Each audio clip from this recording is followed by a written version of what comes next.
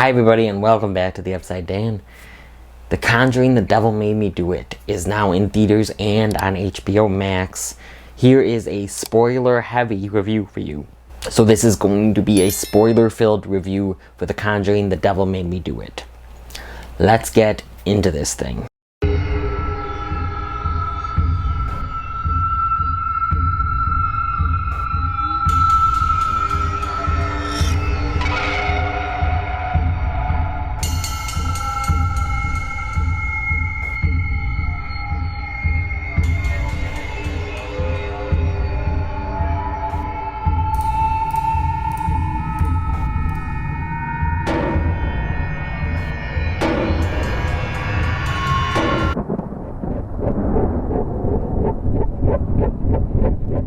Let's get right into this spoiler-filled review on The Conjuring, The Devil Made Me Do It.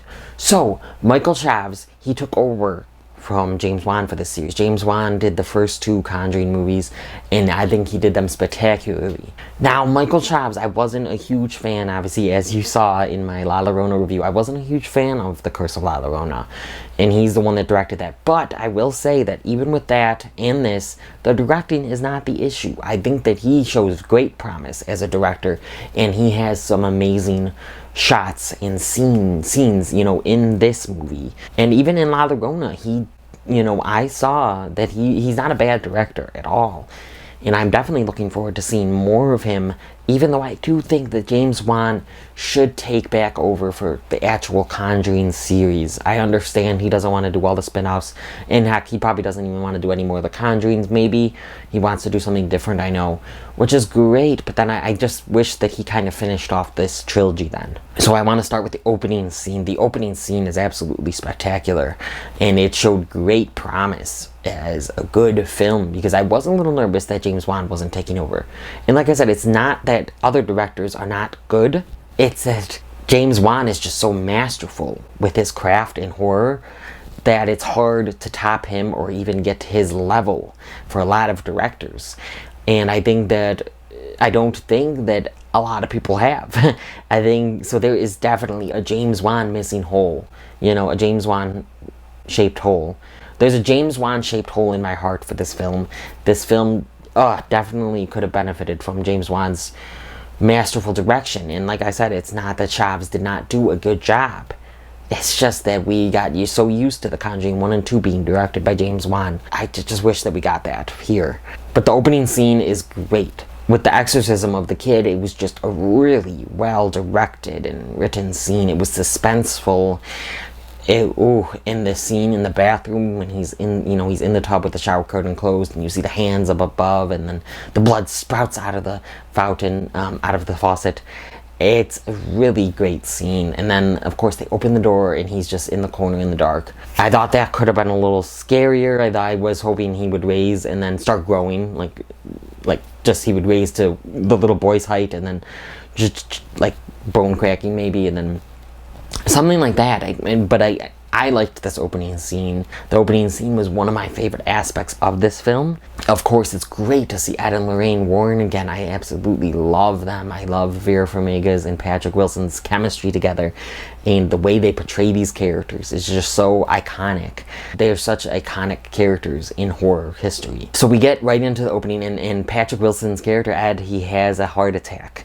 And he's the only one that sees that Arnie is telling the demon to take him instead. But he has a heart attack, so he can't tell anyone. So the heart attack definitely added an interesting dynamic to the film, even though, yes, we know that Ed and Lorraine are never in true peril where they're going to die, because that would just be a disservice to the actual people that they portray, because they didn't die during this case. And weird things start to happen with Arnie. There's some creepy elements, there's some suspenseful elements. I just didn't feel scared at all throughout this movie. There was a jump scare or two that actually got me, but I just did not feel it like I felt it during the first two Conjuring films. I also just felt like in The Conjuring, The Devil Made Me Do It, there wasn't a scene, a part. There wasn't multiple scenes. Like The Conjuring 1, you have the wardrobe scene. You have the introduction of the creepy Annabelle doll. You have all of these scares in these very iconic parts. And in The Conjuring 2, for me at least, you have My House, which was just so chilling. And you have, the introduction of the nun, Valak, a very creepy looking demon. But in this one, there's not much that I'm going to be able to recall like those. Like, there's nothing where I'm like, oh my god, yeah, The Conjuring 3 has a blah blah blah. I think one thing that could have been it is the waterbed scene, but we saw that in all the trailers, and that I think was a mistake. But it could have been really creepy. I just wish it wasn't in the trailers, and maybe a little bit more was done with it, just a little bit more. It was fine. It was a good well-directed, well-acted scene. I just don't think that this movie at all had, you know, scenes, memorable scenes, parts, imagery that you were gonna remember, like the first two did. It's still, I was entertained, you know, for a lot of the film. Honestly, some of the middle was a little boring, but I appreciate them doing something different. I really do. I think that it worked. I wish that we got more courtroom drama horror kind of thing. We barely got any of the courtroom scenes. I wish we learned more about this case, you know, from the courtroom aspect of it, the evidence and everything that the Warrens were actually investigating. But we didn't really get much of that. We got like two quick scenes of that in court.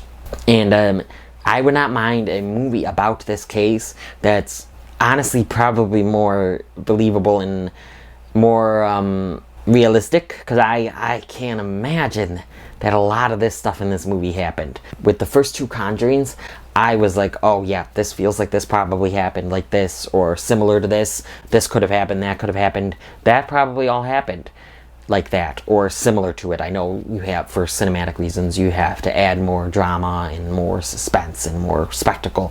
But this one just seemed way off the rails, way unrealistic. Like, I cannot imagine all of this happened to the Warrens and Arnie and all of these people. I just can't imagine that. That was so, it was just unbelievable at times. Maybe it did, maybe some things happened. I just want to know if some things were connected to others. Like, were these two girls, you know, one of the girls stabbed her best friend in the woods and then ran off of a cliff? Did that actually happen, and was it actually connected to, I bet it probably actually happened, maybe, but was it actually connected to the Devil Made Me Do It case? So yeah, there was some suspenseful scenes. I think that Michael Schaaf shows promise. I do think he's a good director, and I'm looking forward to seeing what he does in the future. I just don't know if something as big as a caliber as a universe, you know, not a Conjuring series, so not the extended universe, but the Conjuring series. I don't know if this was, you know, a fit for him to take over from such a masterful director as James Wan. The jump scares were pretty predictable for the most part. Like, one got me in the hospital. It was creepy. The guy, you know, that guy sat up and he was singing and talking or whatever, and then, you know, Arnie backs up and then a demon thing grabs him, and that was scary. The big guy in the morgue scene I thought was good. I mean, it was pretty. The morgue scene I thought was good, I will say. It didn't get me, but you know, the big guy in the morgue was creepy. I don't know exactly like that, if that all happened like that. Anyway, so, and then there's that priest house that we get to, and Vera Farmiga doesn't want to go down the basement. I thought was funny, because I was like, finally, someone that has common sense in a horror movie. She ends up going down anyway, and then of course later she goes down alone in the dark, and then lets him lead her to the tunnels alone in the dark. And the priest, like, took way too long to turn on the light in that last scene. Like, he was just sitting at a desk, I know, for creep factor. And then he turns it on, and then he explains that he is the father of this witch that cursed, you know, Julian Hillard's character, now Arnie. And she needs for the curse, she needs to give the devil or someone a soul. But she did, because the two girls, like, died. So I feel like that should have counted as the soul. I don't know. She needed to do this whole ritual thing. I wish that was explained more. I wish the witch had more character development. I wish we knew more about her. I wish I knew if that actually happened, if this whole witch thing was real. It was an interesting aspect, and I was glad that they did something new with this universe and not just some haunted house possession kind of thing. I'm glad that they did that. I just think that it could have been executed a little better. And especially if, with the help of James Wan, it definitely could have been executed better. And just be more realistic, because I can't buy all of this witch stuff happening. Maybe it did. I liked the third act.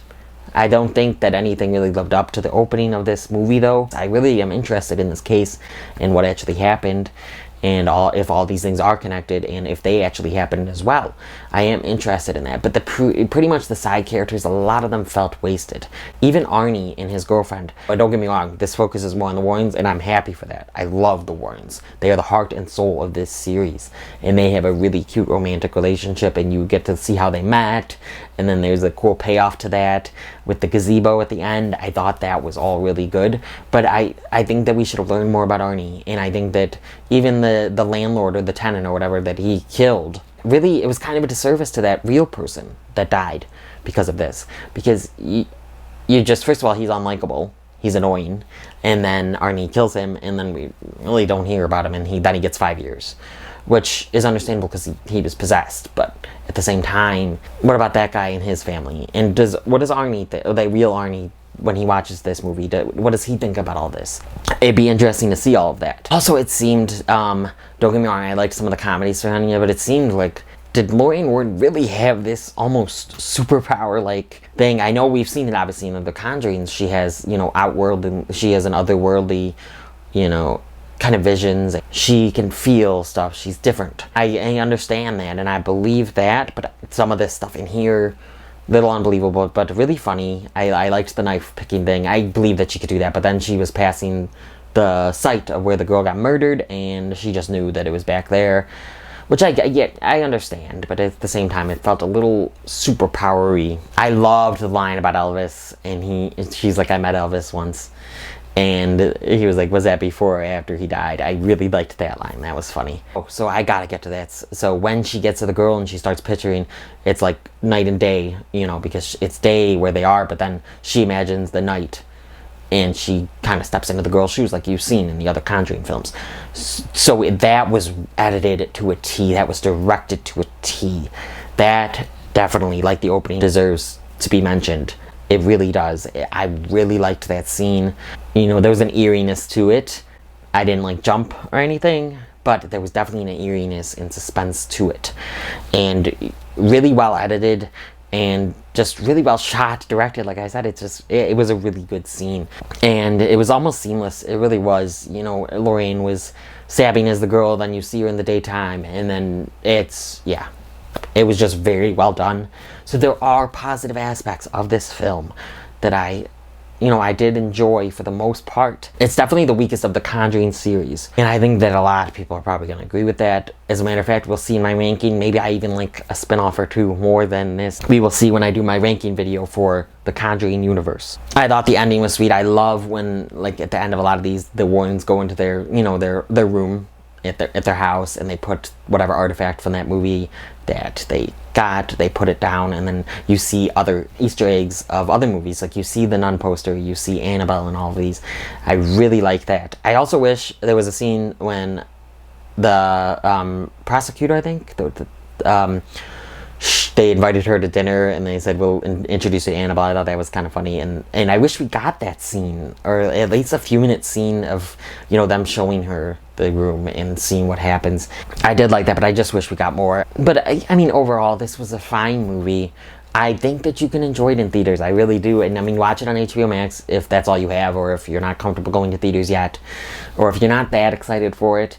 But I think that it's a cool theater experience. Go with friends. I think horror movies can be a cool theater experience. And I think that you'll like it a lot more than a lot of the spin-offs. Don't get me wrong, but I do think it's the weakest of the Conjuring series. This one, I will say, it just didn't have the feeling of the Conjuring. It just didn't have the feeling of the first two. They felt so gritty and real. I don't want to say gritty, but real and scary and creepy all throughout with the music, and there was some good music and score here, and I love the opening with the credits rolling down, and that was really well done. And even here, though, I didn't feel it like I felt the other two. I just didn't, and I wish that I did, and I wish that we could have, but it just didn't live up to the first two. The first two felt so like they were just on a caliber, above other horror movies. They were just the top tier. That's what they felt like. This didn't feel totally like that. It felt more like a spin-off. But like I said, the Warrens, they elevate the material. So The Conjuring, The Devil Made Me Do It gets a 6.5 out of 10 from me. What did you think of The Conjuring, The Devil Made Me Do It? Comment down below with all of your thoughts, and this is a spoiler review, so you can spoil anything you want down there. If you've liked what you've seen here, you're going to like something else, so please click around here to see something else. Please like this video, comment on this video, share this video with the Conjuring fans in your life. Hit that notification bell, subscribe, and come to the Upside Dan.